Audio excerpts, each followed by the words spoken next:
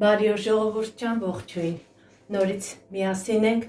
ինչպես խոստացել էի, այսօր խնձորի քացախ եմ պատրաստելու։ Ցույց եմ տալու իմ տարբերակով, որով ես միշտ պատրաստում եմ։ Ձեզ նույնպես ցույց կտամ այդ տարբերակը, միասին կպատրաստենք եւ ըստ հերթականության ես կբացատրեմ անպայման, թե ինչ է հարկավոր դրա համար։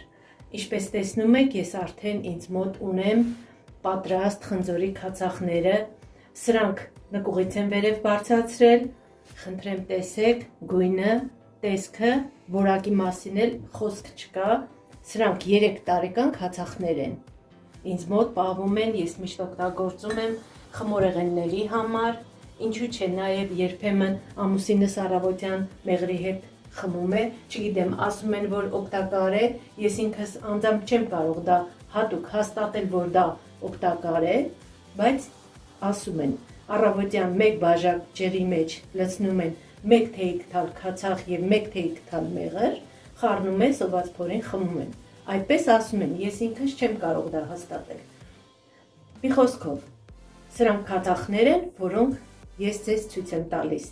իմ սեփական ձեռքով պատրաստած։ Քանի որ ինձ մոտ ավելի շուտ թղթի վրա էր գրված խնձորի քացախի բաղադրատոմսը, ես արագ մաքրագրեցի իմ նոթատետրի մեջ, որպեսզի այն երբեք չկորի,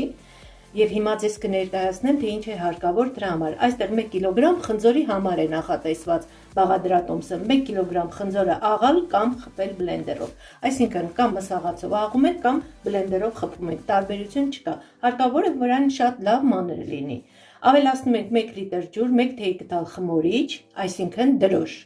100 գրամ մեղր կամ շաքարավազ։ Ավելացնում ենք կամ մեղր կամ շաքարավազ։ Եթե իմ կարծիքով, դա իմ սեփական կարծիքն է, եթե շաքարավազ եք ավելացնելու, 100 գրամ շաքարավազը քիչ կլինի, ինչու, քանի որ մեղրի բաղադրությունը այնպիսին է, որ նա շաքարի համեմատությամբ ավելի քաղցր է, բնական է, դրա համար ես խորհուրդ կտամ, եթե շաքար եք ավելացնելու, անպայման 50 գրամ շաքար ավել լցրեք, որպեսզի ավելի քաղցր լինի եւ ձեզ մոտ քացախն ավելի որակով ստացվի։ Ավելացնում ենք մեղր կամ շաքարավազ, խառնել, թողնել 10 օր։ Այսինքն, այդ զանգվածը, որը որ մենք կպատրաստենք, կլցնենք ապակե տարայի մեջ, անպայման ապակե տարայի մեջ, քանի որ մենք քացախ ենք պատրաստում։ Իսկ քացախը դուք ինչպես գիտեք, այն քայքայելու ունակություն ունի, մեծ հավանականություն ունի, որ եթե տարան հաջող չլինի, կարող է քայքայվել եւ որակ կամ դա արդեն թունավոր կլինի։ Քամել թանզիվով 10 օր հետո, այսինքն կտորեք քամիչով ենք քամում անպայման, որպեսզի այդ խնձորի մնացորդները չանցնի հյութին եւ թողնում ենք ապակե տարայի մեջ 1 ամիս։ 10 օր հետո երբ որ կքամենք, կթողենք 1 ամիս։ 1 ամիս հետո մեզ մոտ արդեն պատրաստ կլինի քացախը, հնարավոր է, որ շշերի տակ նաև նստվածք ունենա, տեսեք, ինձ մոտ շշերի տակ նստվածք կա։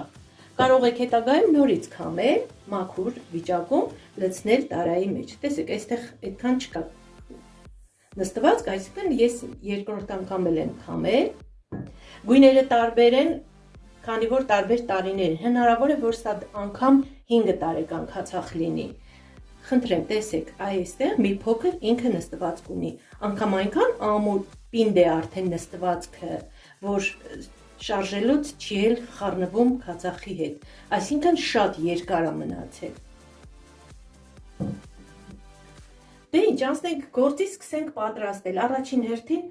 պատրաստելու ենք պետք է աղանք խնձորը ջրով։ Այսինքն ես վերցրել եմ 2 կիլոգրամ խնձոր, լվացել եմ, մաքրել եմ, փչացած մասերը հեռացրել եմ, կորիզները պարտադիր չի, որ բոլորը հեռացնեք, կարելի է աղալ, որպեսզի համը խնձորի լավ ստացվի քացախի։ 2 կիլոգրամ խնձոր, մաքրած արդեն պատրաստ, 200 գրամ մեղր եմ վերցրել, ես մեղր եմ ավելացնելու, տնական մեղր եմ օգտագործում, 2 թեյք թալ խմորիչ կօգտագործենք, մեզ էլ ինչ էր հարկավոր, ու ջուր, 2 լիտր ջուր, ջրից մի կես բաժակը կթողնենք, որպեսզի մի փոքր տաքացնենք, ավելի շուտ գոլացնենք, որպեսզի խմորիչը լուծենք, քանի որ սառը խնձորի մեջ հնարավոր է, որ խմորիչը շուտ չլուծվի եւ ֆերմենտացիան շատ ուշ կատարվի, ըստ այդմ էլ երևի հաջող չստացվի։ Մի խոսքով անցնենք գործի հերթականության պատրաստենք։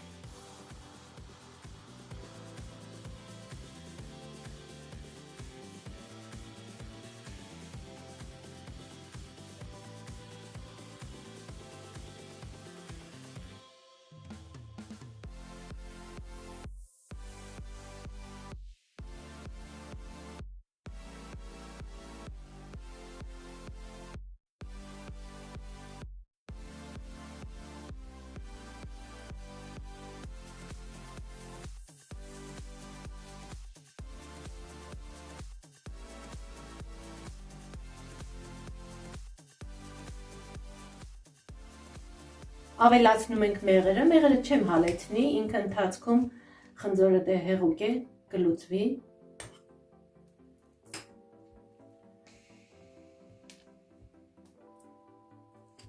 Մեզ հարկավոր է ավելացնել նաև 2 թեյի քթալ խմորիչը։ Հիմա դա էլ կբացենք գոլ ջրով։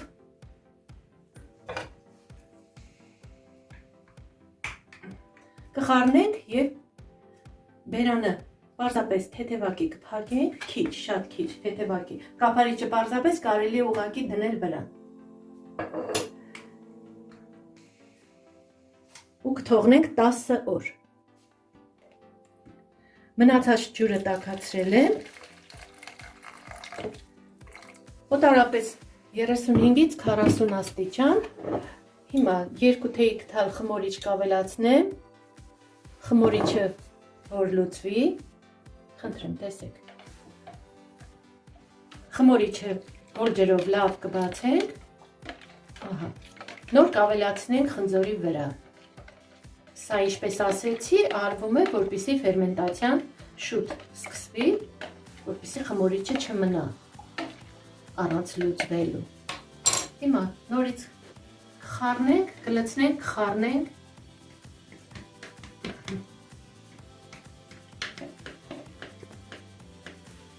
Օրվա մեջ 2 անգամ խառնում ենք։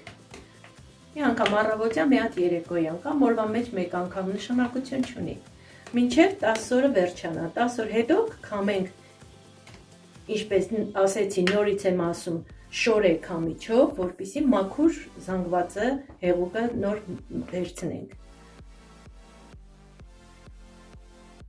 10 օր հետո, ինչպես ասեցի, քամելու ենք անպայման շորե քամիչով, որպեսզի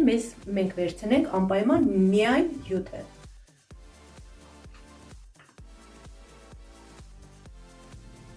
Սա է վերջնական տեսքը մեր բաղադրատոմսի, քանի որ 10 օր մնա քամեմ, հետո 1 ամիս հետո նորից լցնեմ տարաների մեջ ցույց տամ, շատ ուշ կլինի ձեզ համար, որ դուք էլ պատրաստեք։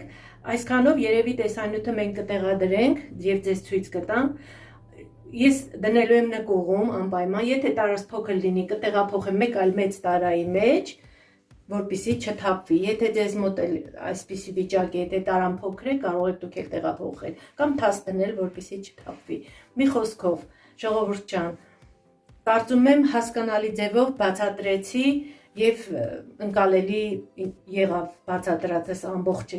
բաղադրատոմսը, դուք էլ պատրաստեք, չեք փոշմանի, շատ լավ է ստացվում։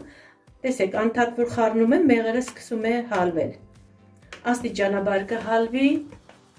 եւ կստանանք մեր ուզած արդյունքը։ Դե ինչ ասեմ, ժողովուրդ ջան, պատրաստեք եւ վայելեք։ Կարծում եմ ձեզ դուր եկավ այս բաղադրատոմսը։ Այսօր էլ այսքանը։ Ցտեսություն, միշտ նոր հանդիպում։ Եթե հարցեր կլինեն, անպայման գրեք, ես անպայման մեծ ուրախությամբ, մեծ հաճույքով կպատասխանեմ իմ բոլոր հետևորդներին։ Ցտեսություն։